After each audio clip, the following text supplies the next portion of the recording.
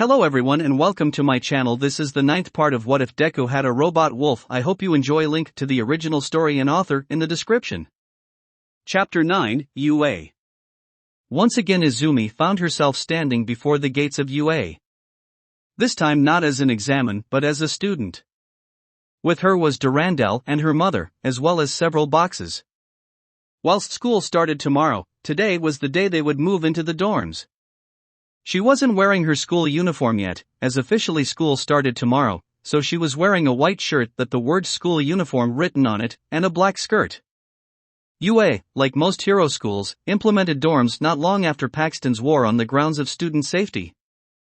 Whilst Paxton didn't attack many hero schools, his robots did deliberately attack many of their students. So this was a precaution. She felt nervous about moving into dorms. She didn't want to leave her mother all by herself, despite how many times Inko said it'll be fine. But it wasn't that long of a train ride home, so it wouldn't be that difficult to come home to pay her mother a visit. "Will you be okay without me, mother?" Izumi asked, turning back towards her mother. "As I've told you before, I'll be fine," Inko said with a motherly smile, "as long as you remember to call regularly." Izumi smiled before she rushed over to Inko and hugged her. "I love you, mother." "I love you too," Izumi Inko said as she returned the hug. Her mother continued to smile before she broke off the hug. "Now, you should go get to your dorm and get set up. Tomorrow will be your first day at UA. Izumi smiled with a nod before she went over to the trolley with several boxes on it, whilst Durandal had several bags on him. Wavering goodbye to Inko as they headed towards the dorms. The two quickly made their way through the campus, following Durandal due to him being the only one who knew where they were going. She had been given a map, but with her hands full she couldn't exactly use it. They weren't the only ones there, as hundreds of other students were carrying their stuff towards their new dorm. Izumi had wanted to arrive early, but it took longer than she had wanted to get everything packed. She had a lot of hero merchandise after all, and she didn't want to leave any of it behind. It did not take them long to reach the dorm Izumi would be staying at, Heights Alliance Block 1A. A 5-story building with 4 floors dedicated to housing the students, whilst the ground floor is a common area with couches, tables, television, kitchens, bathrooms and laundry rooms. There were 2 other students who were arriving at the dorm at the same time as them. One was a floating tank top and shorts, probably a girl with an invisibility quirk. The other was also a girl with pink skin and hair, with 2 horns on her head, wearing a sleeves shirt and shorts. Both of whom were pulling trolleys. Thank God UA provided trolleys to help the students bring their stuff to their new dorms. With all the stuff some of them were bringing, it would be impossible to carry it all. Izumi was hoping that neither of them would notice her, even though things were slightly better at her new school. She did make 2 friends there after all. Sadly, Hitoshi and Nito were the only friends she made there due to them being outcasts in their school. And 10 years of bullying and neglect don't go away so easily, even after spending 10 months at a better school and receiving therapy. So she was hoping that they would ignore her. Oh, how wrong she was. "Oh, hi there," the pink-skinned girl said as she cheerfully hopped over to them. "Are you in 1A as well?" she asked. Izumi said as she froze on the spot. She was not used to people approaching her like this. Hitoshi and Nito were a bit more casual about talking to her, but this girl was like happiness personified. "You are, well, yes." Then the invisible girl decided to approach. "Sweet, that's great. That means we're in the same class. I'm Toru Hagakure. I hope the next 3 years we spent together are great," she said, holding out an invisible hand. Izumi looked down at the invisible hand before she nervously brought her hand up and shook it. "Izumi Midoriya. And I'm Mina Ashido," the pink-skinned girl said with a smile. "Nice to meet you, Izumi," she said before she looked down towards Durandal. "Oh, who's this?" she asked as she crouched down to get a better look at him. "You can call me Durandal," Durandal replied. "I'm Izumi's emotional support robot, and can also help support her with hero work and combat." "Wow, that's impressive," Toru said. "I've never thought of getting a support robot before. You wouldn't know where I can get a robot like him?" "I think we should put that question on hold and head into the dorm," Durandal said. "We do have to get our stuff unpacked after all." All right, sorry," Toru said, I'm just super excited to be here.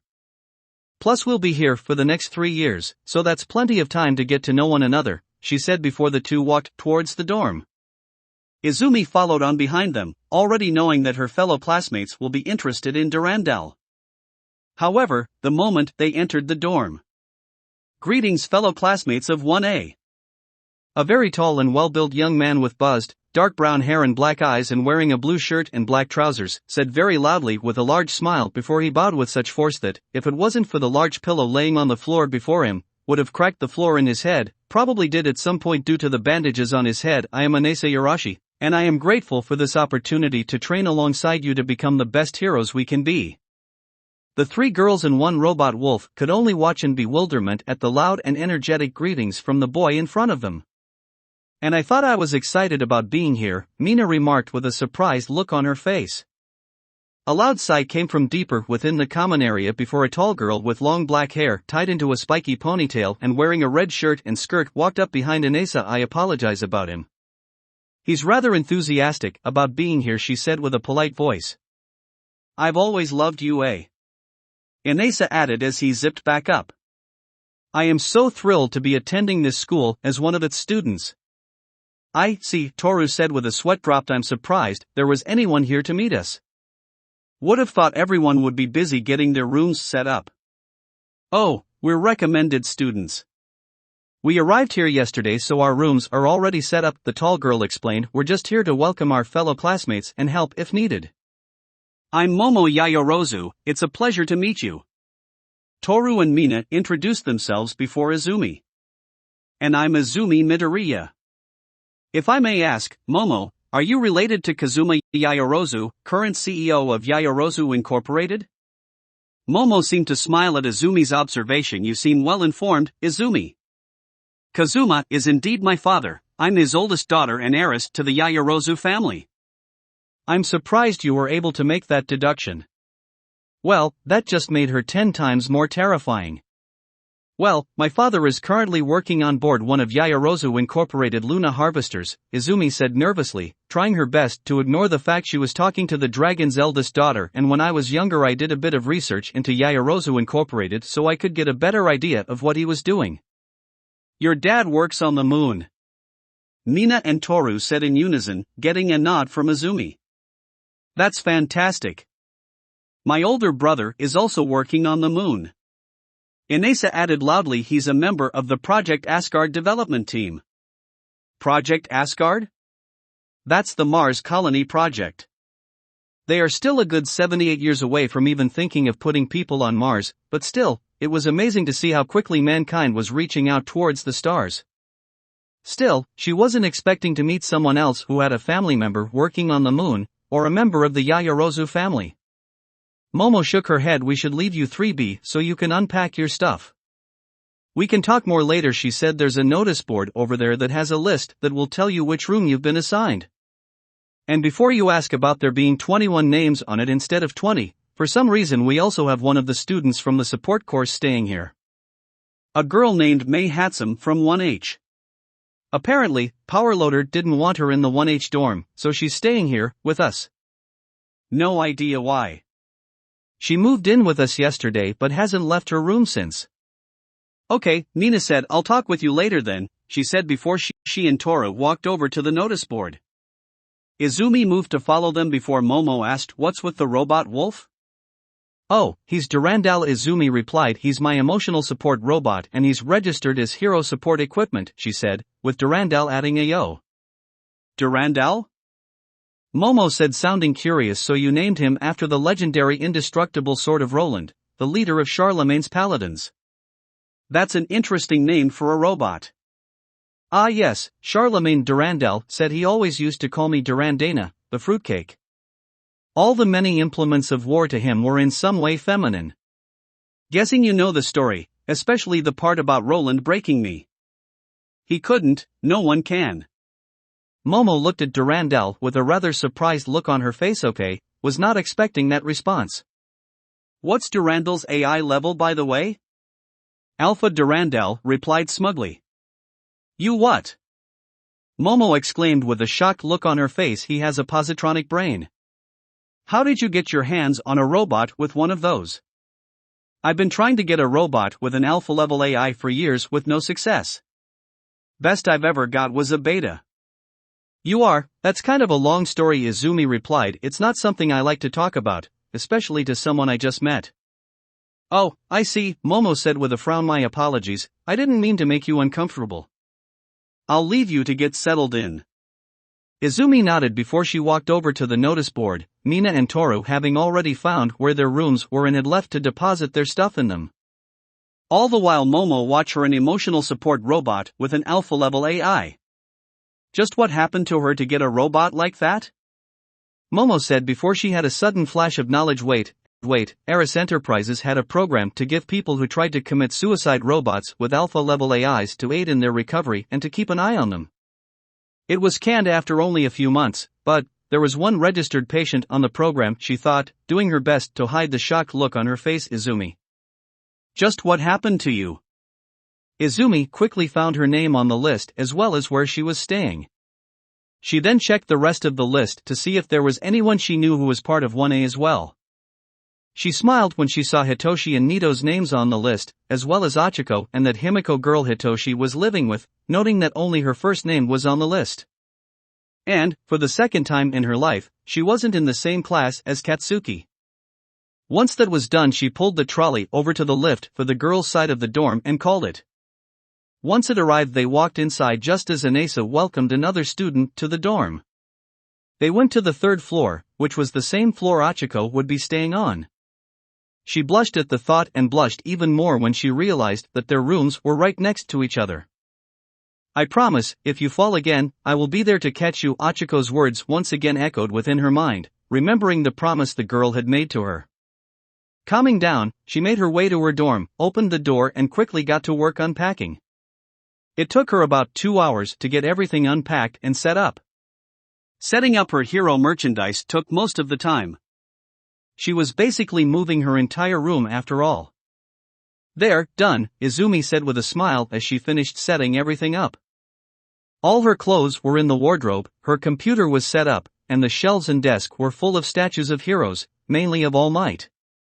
And all her posters of All Might had been put up, including the one with Blitz. As I said, if there was ever a shrine to All Might, this would be it, Durandal remarked. What can I say, I'm a big fan of his, Izumi said before she frowned. I'm a little bit worried about going back downstairs. It's because of Momo, isn't it? Durandal asked, getting a nod from Izumi. We both knew this was going to happen at some point. Thankfully we have a cover story that we have used before, thanks to the principal. No idea how All Might was able to get Nizu to help out with it. But, we have it. Yeah, I was just hoping that we wouldn't have to test it on someone as rich as Momo, Izumi said. Yayarozu Incorporated have businesses everywhere, not just in Japan or on the moon. She's rich. Plus it means I have to tell her about my suicide attempt. You don't have to tell her straight away, give it a few weeks and let them earn your trust. Durandal said it might look suspicious if we tell them about it right away. We only know 3 people in this class. Izumi nodded before she stood up. Yeah. Let's leave it for a while, she said before she walked out of the room and bumped into Achiko. Oh, I'm sorry, Izumi. Achiko said, looking surprised. I didn't know you were here already. I arrived a few hours ago, Izumi replied, only just noticing that Achiko was wearing a black top and skirt. I just finished getting my room ready. Oh, so have I, Achiko said. I didn't have much, so it didn't take long to unpack everything. But I'm a little worried about where to put the trolley I brought here. Oh, I know where to put it, Izumi said. There's a space outside the dorm to put them. A robot will pick them up later. I'll show you where it is. Oh, that's handy, Achiko said as the two walked towards the elevator, pulling their trolleys behind them. Only to find that there was already someone in the elevator. A girl had light dirty blonde hair tied into 2 messy buns and golden yellow cat-like eyes, wearing a red shirt and long skirt. Oops. Sorry, I must have pressed the wrong button. The girl said before stopping and looking directly at Izumi. Hey, I recognize that hair. You're the girl who carried me after my leg got broken and let me go ahead of you for therapy. Huh, Izumi said, quickly recognizing the girl before her. Oh, yeah, I guess that might have been me. I'm Izumi Midoriya. The girl looked at her with a confused look. Izumi? Wait, you're Izumi. Damn it. Why didn't Hitoshi tell me he was friends with you? Gah. If I knew that I would have asked to meet you so I could thank you. Izumi looked at the girl with a confused look on her face. Her voice was familiar, she had heard it before, when talking to Hitoshi? You wouldn't be Himiko perchance? Yet the girl replied with a smile, showing off her fangs. I'm Himiko, resident of Statfeld House alongside Hitoshi, who I am annoyed at for not mentioning you other than by name, she said. She then turned towards Achiko. Oh, and you must be the girl I told her to go off and save. Wait, what? Achiko asked, sounding confused. Right, forgot about that. Before Izumi went off and tried to become One Punch Man, we were carrying Himiko here to safety after her leg got broken. Durandal replied. She told us to put her down so we could rescue you. Yep, that I did, Himiko added. Got a lot of rescue points because of it, somehow. Not sure how that works, but hey, I'm not complaining. Thanks for that. By the way, I don't know how that robot's missile rack exploded on me, nothing hit it. I would have thanked you on the day, but when I saw you on the bus you looked traumatized, like you weren't fully there, so I decided to keep my distance. Good thing you had a cute girl with you to comfort you. WWW what? Both Achiko and Izumi spluttered as they started to blush, all the while Himiko grinned. What, who wouldn't want a cute girl comforting them? Himiko said with a smirk. I know I would. Or a cute boy, I don't really mind. Both girls looked at her with deep blushes on their faces. Durandal meanwhile just shook his head. I can see the harem forming already. You are, okay, Izumi said nervously, trying to ignore what Durandal had said. Why, you're welcome. Himiko smiled before she slowly frowned and thanks for letting me go before you at the therapist. I was having a bit of a breakdown at the time and I didn't want to spend half an hour sitting there. No problem, Izumi said with a smile. You look like you needed help more than I did, she said. She didn't press further, as she wasn't going to be insensitive by asking why she was there. She knew that the girl needed help. Why she needed help wasn't her business to know. Yeah. Isa had been so helpful to me during my recovery, Himiko said. I don't know what I would have done without his help. But it's been a bit difficult recently, without him. Who's Isa? Achiko asked. Isa Tsuneo, he was our therapist, Izumi replied, although Himiko and I only ever saw each other there once. He died the day after the entrance exam. He was caught in the crossfire of a villain attack. I haven't been able to find a new therapist since. None of the people I've called wants to help me. Achiko gasped as she put her hands over her mouth, keeping her pinkies out so that she didn't accidentally use her quirk. That was horrible. To lose the one person trying to help you recover and have others refuse to help. That's not right. Oh God. I'm so sorry, Achiko cried. Why, you two shouldn't have had to go through that. Don't worry, it's okay, Izumi said. UA has a guidance counselor so I can hopefully ask them for help. Same. Although I had things slightly easier since due to my problems. I need a therapist, so the cares at Statfeld House were quick to find me a new one. Himiko said with a frown. But yeah, I know what it's like to not find someone who's willing to help you, not it the right way anyway. Izumi nodded, hoping that UA's guidance counselor will be as nice as Isa was. We should probably get moving. We're holding up the elevator and we need to get these trolleys parked up outside. Oh, right. We should probably do that, Achiko said before all three of them crammed themselves into the elevator and went down to the ground floor. Sadly, upon leaving the elevator they were met by someone Izumi was really hoping to not see again, the blue-haired boy with the engine quirk, who was currently talking to Hitoshi, who was sitting on a sofa with his feet resting on a coffee table with Nito sitting next to him. Most of the other students looked to be down and were milling around. A quick headcount revealed that all but one of the students who would be staying here were down. Guess someone was still setting things up. This is disrespectful. You should not put your feet on school property. The blue-haired boy said, chopping his arm. You are disrespecting those who came before us. Hitoshi let out a sigh. Mister, I'm tired. I didn't get much sleep last night, and I just spent the last half hour getting my room sorted out. Could you keep the volume down, please? He asked before he noticed Izumi, Durandal and Achiko walk out of the elevator. Oh, hey Izumi. See, you've met Himiko. The blue-haired boy turned to look at them and immediately focused on Izumi. Oh no, not this guy again, Izumi thought, really wishing she wasn't in the same class as this guy. The blue-haired boy walked over to them and bowed at a 90-degree angle. I wanted to congratulate you, and apologize once again for my shameful behavior at the exam. You have proven yourself to be the superior hero candidate, having deduced the true nature of the exam while I did not. Izumi looked at him with a confused look on her face. What? True nature? Are you referring to the rescue points? Because if you are, then I had no idea that those were a thing until we got our results. I was helping people because it felt like the right thing to do. The blue-haired boy rose back up. That only makes you more worthy of respect. To protect others at the expense of your own success is an admirable trait. He said before he held out his hand. I'm Tenya Ida, glad to make your acquaintance. Izumi nervously introduced herself before asking, by the way, are you related to Tensei Ida, also known as Ingenium? Ah, well, I was hoping to keep that a secret, but yes, I am related to Ingenium. He's my older brother. In fact, Tenya replied with a smile. He is a great hero that we should all look up to. Izumi immediately went into fangirl mode. She didn't expect to meet a relative of a famous pro hero here, plus being Ingenium's younger brother explained why he had engines in his legs.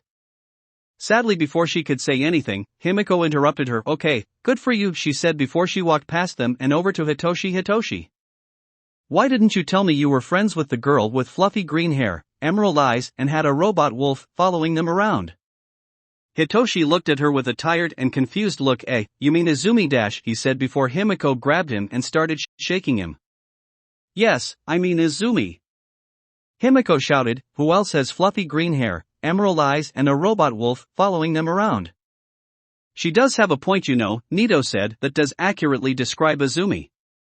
Sorry, I was probably tired at the time, Hitoshi said. You are always tired, Himiko said with a frown. Izumi, why does that name sound familiar? One of the other students, a boy with short gold hair with a black lightning-shaped streak, asked. I think that's the name of the student who got first place in the entrance exam, Ribbit, a girl with a frog mutation and 4 arms, replied. That got the attention of everyone, something Izumi was hoping wouldn't happen. And soon she found herself surrounded by the entire class, who were all interested that the top scorer was in their class. She got the top score, sweet. You must be really powerful. Why didn't you say you were the top scorer? How did you get your hair so fluffy? Aren't you the one who punched that 0-pointer? Yeah, I can't wait to see you in action. I didn't realize the top scorer was a girl with nice breasts. Izumi was blindsided by the amount of attention she was getting, not at all used to being surrounded by so many people. The last time this happened was when she brought in Durandal for the first time. This was just like that, but this time everyone's attention was on her, not Durandal. Thankfully, Achiko quickly got everyone to back off. Okay, I know you're all impressed, but we kind of have to get our trolleys outside so they could be collected.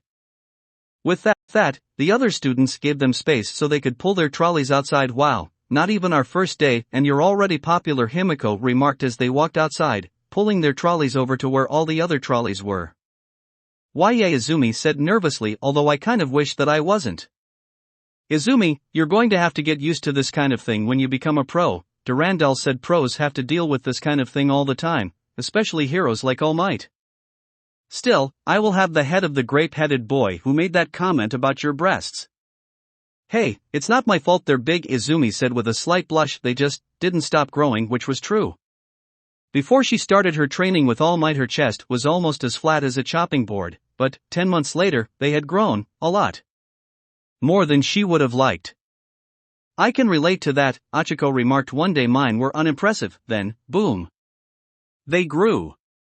At least boys don't have this problem. Himiko smirked as they finished parking their trolleys. Oh, I'm sure the boys have their own problem with things suddenly growing. Izumi and Achiko, having taken sex ed at middle school, were blushing up a storm at Himiko's comment, whilst the vampire cat girl giggled at their reaction. "Oh, I like these too." Let's go back inside," a flustered Izumi said before she turned and robotically walked over to the door, followed by an equally flustered Achiko and an unfazed Durandal, with Himiko following on behind, still smirking. As they walked back in, Izumi, still in her flustered state, noticed something flicker against one of the walls. At first, she thought she was seeing things, but when she saw it again a few moments later, she realized something was leaning against the wall, something invisible. They weren't alone here. With a sense of urgency, she rushed back over to the group, much to the surprise of Achiko and Himiko. "Hey, doesn't anyone have something like a tennis ball? Kind of find myself needing one right now." Everyone looked at her with confused looks on their faces. Okay. "I can make one for you," Momo said, sounding confused as a light formed from one of her hands, followed by her pulling out a tennis ball with her other hand and passing it to Izumi. "Thanks," Izumi said as she took the ball, making a mental note to ask about Momo's creation quirk later. There was no way she was going to approach something that was invisible, especially if it turned out to be hostile, so she was taking the safest option and dealing with it from a distance. In one swift motion, Izumi turned and threw the ball towards the spot where she saw the flicker. Watching it closely as it flew through the air before stopping a foot or two away from the wall, a partly invisible hand holding it. The entire class had been watching her with confusion, but now they were looking at the ball with a mix of confusion and fear. Someone was in the room with them, and none of them had even suspected it. A light chuckle caused several students to jump. "Well, aren't you quite the observant one?" a female voice said before the rest of the figure who was holding the ball metallized before them. A woman wearing a simple dark bodysuit with 2 plates underneath her chest and light boots. She had a belt around her waist and a mask covering her face, with dark blue and pink hair on her head. There was also an odd-looking flap of flesh on her right elbow. "Don't worry, I mean you no harm," she said as she reached up with her free hand and removed her mask, revealing the face of a beautiful woman with purple eyes. "The name's Kana Tsutsumi, also known as the pro-hero Lady Nagant. I'm your homeroom teacher for the year." Most of the class seemed to calm down at that statement, glad that it was just their homeroom teacher and not a villain spying on them. But it did make a few of them wonder why she was invisible and if that was her quirk. Izumi on the other hand. "Ah, I don't believe it, we've got Lady Nagant as our homeroom teacher." Izumi squealed with excitement before zipping over towards Kana, holding out one of her notebooks. "Can you sign this for me please?" Where did she get that from? Several students wondered, not seeing where she had retrieved her notebook from. Kana looked slightly surprised at the speed Izumi moved over to her, but wasn't one to say no to a fan that wanted an autograph. Getting out a pen from her uniform, she took the notebook and looked at the page Izumi had opened it to, which had both a detailed drawing of her as well as a very detailed analysis of her quirk. "Holy cow, this is the best analysis of my quirk I've ever seen. Nizu will definitely want to meet with her," she thought as she signed the page and passed the book back to Izumi, who was visibly vibrating with excitement. "Is this normal for her?" Himiko asked, looking surprised. "Yes," Hitoshi and Nito replied in unison. Izumi quickly returned to the group, looking at her new autograph with a large smile. Kana then couched to get everyone's attention. "Now then, I know some of you have a few questions, but she said before she paused and did a quick headcount. "Damn it, May. Momo, can you go get May for me please? There are things I need to explain and she needs to be down for them." "Yes ma'am," Momo said before she made her way towards May's room, coming back about a minute later with another girl behind her. The new girl had shoulder-length salmon pink hair that was styled into thick dreadlocks, and green-yellow eyes that had crosshair-shaped irises. She was wearing a plain black tank top with workshop coveralls tied around her waist, with red and gold steampunk goggles on her head. She also had a railgun slung over her back, the sight of which caused several students to take a few steps away from her, and for Kana to let out a sigh of annoyance. Izumi on the other hand noticed something interesting about the railgun. It didn't have a scope, just iron sights. "May, why did you bring the Rorsch?" Kana asked, looking slightly annoyed. "I thought you wanted me for sniper practice," the girl, Mel, replied with a smile. Kana let out another sigh. "No, I need to introduce you to the hero course students you'll be staying with." "Oh, so that's who these people are," May said with a smile as she turned towards one. "Great. I can't wait to make some super cute babies with you lot. What? Was the collective response from the 20 hero course students present. Even the one who made the perverted comment about Izumi's breasts was taken aback by Mei's statement. She means support equipment, Kana said. 1A, meet Mei Hatsum from 1H. She's part of the support course, but she's staying here because, and I'm quoting Powerloader here, I don't want her blowing up the 1H dorm again. Again. Several students thought as they turned towards Mei. It's not even the first day of school yet and she's already blown up a dorm. What, you can't make an omelette without an explosion or two? Mei said with a smile. Well, that explains why she's not in the 1H dorm, Momo said, but why is she in our dorm or any dorm with other people in it for that matter? Kana sighed. Due to the policy of homeroom teachers staying in the same dorm as their students, it was decided that, as Mei's mother, I'm the only one who can keep her explosive tendencies in check. Mother! Several students gasped. If she's her mother, why do you have different last names? A boy with red spiky hair asked. She's adopted, Nito replied with a sigh. Lady Nagant isn't married, so she don't have any dash. Incorrect, interrupted Izumi. She married Snipe 4 years ago and had twins over a year later. Seriously? How do you know these things? Nito asked. Finally, someone who's been paying attention, Kana thought with a smile.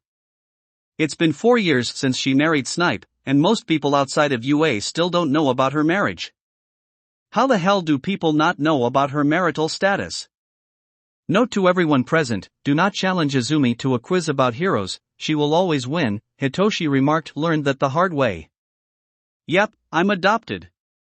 Mei said, been like that since my mother died 11 years ago. The mood in the room suddenly went darker. 11 years, that meant it was highly likely that her mother died during Paxton's invasion of Japan. And going by her comment, Mei was adopted by Kana not long after her mother's death. Probably before the HPSC lost the authority to train and control its own heroes. Achiko felt the worse because they were the same children who lost their parents due to a madman and his army of machines. I'm sorry for your loss, Achiko said quietly. Oh, don't worry about it, Mei said calmly. I know I miss having my mother around, and that I can't show her any of the super cute babies I've been making. I know she would be proud of me. Izumi let out a relieved sigh, glad that Mei was okay, if slightly eccentric. Losing her mother during such a difficult time could not have been good. That's good to hear. But, what about your father? My father? I don't know much about him. He died before I was born, Mei replied. Well, now that's that all done, I'm going back to my room to work on a few things. She said before she headed over to the stairs. The rest of the class just watched her leave. Is this normal for her? Izumi asked, sounding slightly worried. Yep, Kana replied with a nod. She's not exactly good at expressing her emotions and prefers to focus on her babies. But, if you do need support equipment, then she will be willing to make something for you, just be careful with them, as they are prone to exploding. So, anyone know how she blew up a dorm? Durandal asked before realizing speaking was probably a bad idea, as Mei suddenly zipped over to him, looking at him with a large smile on her face. Oh no. Why did no one tell me they had a robot with them? Mei said as started examining Durandal. You look like a custom model. Who made you? What's your AI level? What can you do? Come on, tell me your secrets. Izumi sighed. She probably should have seen this coming. Durandal was a highly advanced robot after all, with features that aren't really available on the market. She'd probably have to keep Mei from taking him apart, just so she doesn't find out about the quirk emulator. Still, even though things were working out for her, she was wondering how Katsuki was doing. 1B dorm. Katsuki let out an annoyed sigh. Today had been well, for the most part. He was the only one from Aldera Junior High to make it into UA, which didn't feel as good to him as it should have.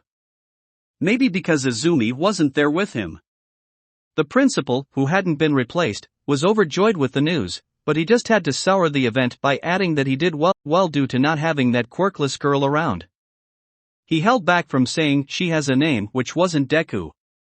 Perfectly crafted backstory his arse. You don't see All Might bullying quirkless children and telling them to jump off a building in the vain hope of being reincarnated with a quirk. What kind of hero does that? Isa dying didn't help things either. The man had been helpful during his therapy sessions, but then some fucking dumb villain had to go and kill him, which fucking sucked as they were making good progress, and now he had to waste time getting to know a new therapist. At least his anger management sessions were being handled by someone else. At least now he was here at UA without the rest of the useless extras from Aldera weighing him down, who he refused to call anything else due to how horrible most of them were. He lost count of how many times he had to remove red spider lilies some arsehole decided to put on Izumi's old desk. That was a dick move and not something he would ever do, even before the incident. At least the students here deserved to have names. They were hero course students, after all, training to become heroes like him. He had long since set up his room, as well as met their homeroom teacher, some hobo-looking guy named Shota Aizawa who introduced himself by, and I'm not kidding here, crawling into the building whilst in a sleeping bag like a caterpillar. Rather creepy, but if he was their homeroom teacher then he must be a pro-hero, even though he didn't tell anyone his hero name.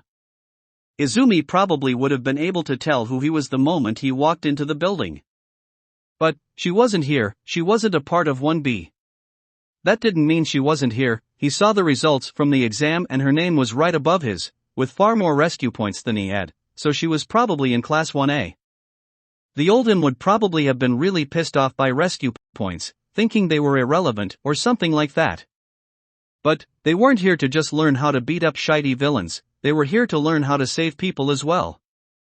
All Might never got to be the number one hero just by beating people up, he was the goddamn symbol of peace for crying out loud. People feel safe around him. Speaking of the exam, there was that shit Izumi pulled off.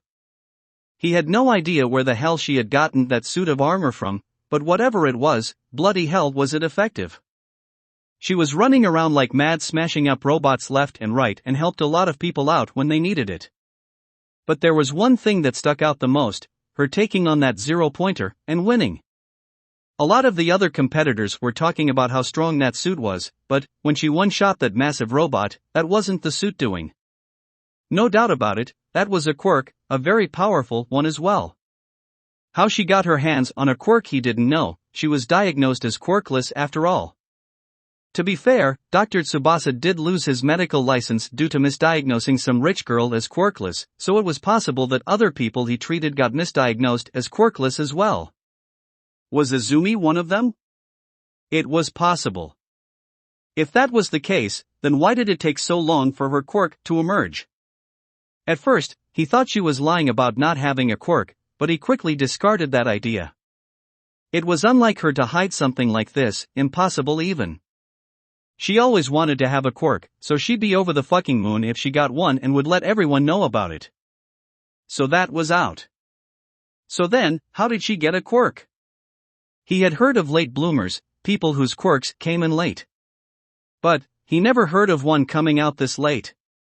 Something happened to her during the 10 months between the incident and the exam. But he wasn't going to push it.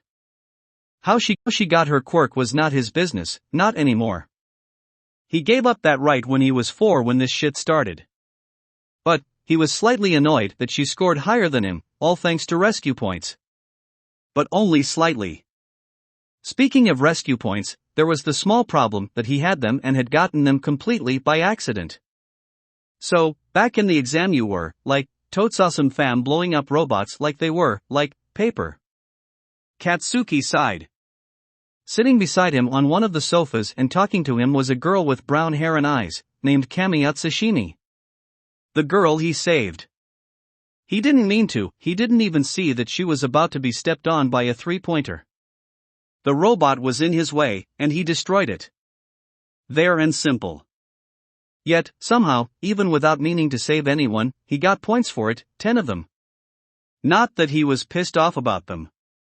And then you blew up that robot that was totes gonna step on me. Kami continued. Thanks for that by the way fam. Yeah, whatever, Katsuki said looking away from the girl. A part of him wanted to just scream at her to go away, and it took a lot of concentration to resist it. He already messed up one person's life, he wasn't going to mess up another, especially another hero course student. One day he may need to rely on these people for help. Not everyone All Might brought down, he did so all by himself, and even he had sidekicks. He just needs to learn how to help people and ask for help when he needs it. So, what are you two up to? A floating head with green hair and eyes asked with a smirk as it floated up between them. This was Setsuna Tokage, one of 2 recommended students in Class 1B. That meant she was strong and smart, with a quirk that allowed her to split her body up. And right now, she was busy teasing everyone in 1B, him and Cammy especially, since they were talking a lot. Oh, not much. Just talking about how lit the entrance exam was, lol, Cammy replied. Lit lol? WTF is this girl saying? Who talks like that? Oh yeah, I was wondering about that, Setsuna said as her head came to rest between the two. I'm a recommended student, so I didn't partake in the same exam, so I'm really interested in what you lot did for the practical. We fought shiny robots that were based on Paxton's machines, Katsuki replied, even had a Titan there as a 0-pointer. Paxton's robots, huh? Didn't think UA would be using those, Setsuna remarked, but then again, they probably weren't as strong as the real things. If they were, then no one would have passed. His basic machines are as strong as B-rank villains after all. Oh, don't forget that chick with the fluffy green hair who took down that big robot, Cammy said, that was so lit. Katsuki let out an annoyed sigh whilst Setsuna smirked. Oh, did she now? That's interesting.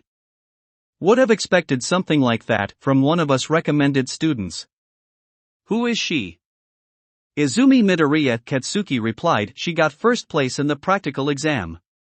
Ah, that means she's in 1A, alongside Inase Yarashi and Momo Yayarozu, Setsuna said. That means 1A has some serious powerhouses over there.